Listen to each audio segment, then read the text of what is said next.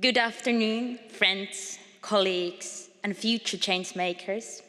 I'm Natalia Kallio, an author, human rights advocate, trainer, and a board member at the European Youth Forum, which is the world's largest platform for the youth organizations.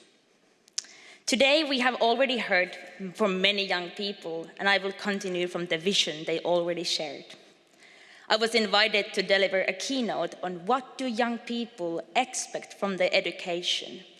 And to answer that, I need to take a step back in time to remind you of the world we were promised as our children, a vision that continues to shape what young people expect from their education today. When I started my education as a child, I was soon told that our future would not look exactly same as my parents. It would be different.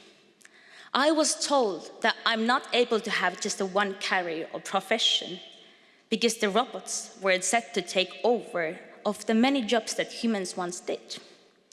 Technology was advancing rapidly and our lives would change because of it.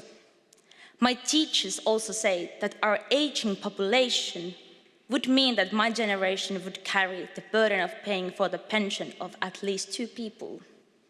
I was 8 years old. And while part of me was excited of the future, another part of me found this quite intimidating. And I remember thinking, I hope my mother is aware of all this stuff.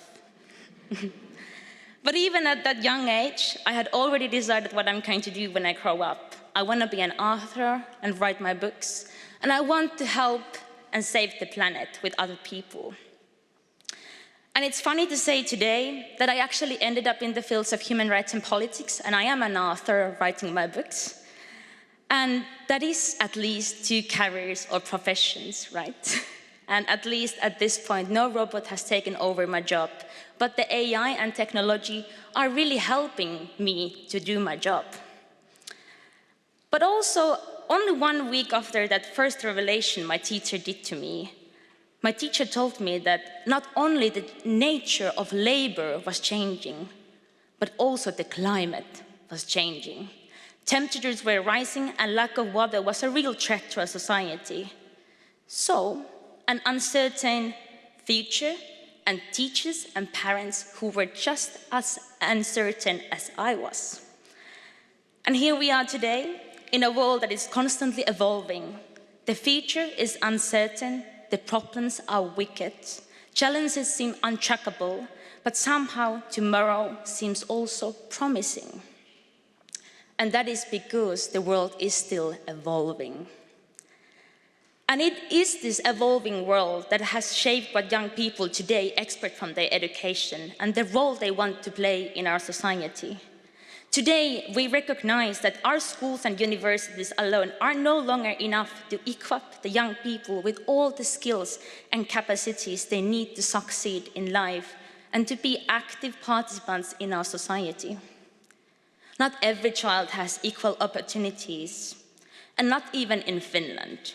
We know that the level of education inherits from the mothers to their children, even today. And the hard facts that we learn in classrooms need to be completed by the so-called soft skills that were mentioned also earlier, like adaptability, critical thinking, teamwork, intercultural awareness, problem solving, and at the same time breaking down the hierarchy we have in our educational system. These skills are often best learned in different settings, like through real-life context, through the non-formal education, through the youth organizations, and through the active participation and experiences, so not only in the classrooms. During these few days, many of us have dared to challenge the idea of where and why do we learn, as it does not need to only happen in the classrooms, and the focus of our education does not always need to be only towards the labor. I encourage everyone to consider learning as a lifelong process. And this brings me to an important point. Young people must be involved in all the decision-making processes that affects them, including education. Involving young people in decision-making is not just a democratic ideal, it is essential for creating responsive and forward-looking policies. Firstly, young people bring the fresh perspectives and innovative ideas. Young people grew up with the technology, being globally connected all the time. And we are unafraid to question the old structures and ask the most important question: why? By bringing young people to the table, you are not only tapping into their creativity, but also addressing the needs and issues they feel most directly. Research has shown that youth participation leads to a better, more inclusive policies that are more likely to gain public trust and be successfully implemented. Secondly, youth involvement fosters accountability. When young people are part of the decision-making, they hold institutions and leaders accountable for their commitments. This accountability extends not only to education, but also to other pressing issues like climate crisis, digital rights, and mental health, issues that young people are directly passionate about, but also deeply affected by. And furthermore, involving young people nurtures their commitment to civic engagement. When young people see that their voices matter, they become more likely to stay engaged in public life, contributing positively to their communities and fostering stronger democracies. Studies have shown that early involvement in democratic processes leads to lifelong civic engagement and helps to counteract disengagement, which is a growing problem globally. Young people are not only the future, because we are here today.